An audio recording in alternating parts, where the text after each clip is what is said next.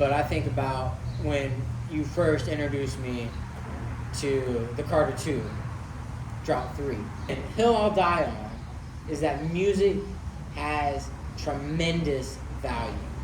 What you listen to, what you plug into your ears, it can affect you a number of ways. And I think that people can decide who they are or what they are based off of what they listen to. I think that was one of the things that changed my life as far as the way that I felt about myself. And you told me that it was going to happen.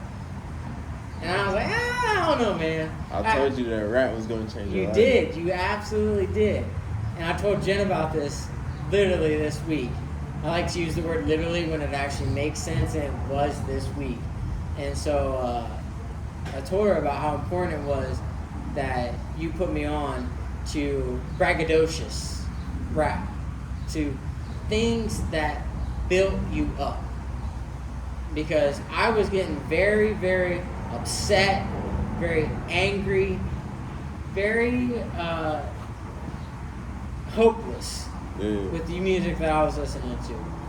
This is organic, off the fly. I mean, we just chilling. Turning up. You know what I mean? So I'm just giving y'all a little insight of conversations we have daily. I guess my point is that like when you introduced me to hip hop, when you introduced me to Wayne, and it was a very like self-confident kind of rap. Like when you talk about the Matrix and you talk about all this shit, like back then that was stuff that I was getting inundated with. That was stuff that I was becoming aware of, because really what that movement was is that it was almost a defeated movement that said, hey, we're not going to beat capitalism. We're not going to beat consumerism. We're not going to beat the system.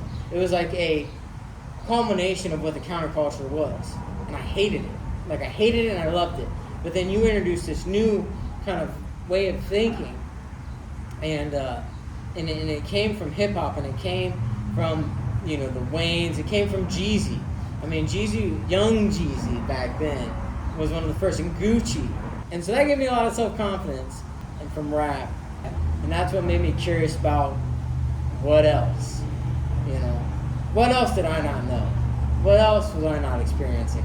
What else was I not learning? But it was just perspective gaining. And so I just think that all those things kind of just lead into, the fundamentals of kind of like who I am and stuff like that. And like, there's definitely things that at the end of the day, I'm an outsider, bro. It is what it is. But there's things that I get the benefit of the doubt from being an outsider that's curious, that I feel like people within don't get the same fucking leeway. And I see it. But shit, it's fucking true in ours. You know what I'm saying? Welcome over to the white people world. You ain't gonna get no leeway, bro. They don't give a fuck. I will though. Yeah. So. Nah, that's the advantage that I have. You feel me? I feel like that I've been exposed to that side. Yeah, me too, man. And it wasn't like by design. We didn't come out with the intent, But it was genuinely you and I vibe. I mean, these are all stories that I would like to explore and just continue to talk about, because it's perspective. Yeah. Perspective's important. Life, bro, we come in this life.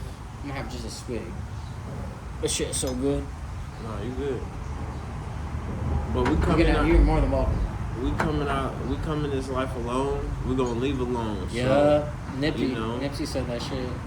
Came in this world crying. Everybody smiling. I'm gonna leave this bitch smiling. Everybody crying. It's like, but that's what I mean. Like your tombstone's your tombstone. It's not a group tombstone. But that dash, what's that dash mean?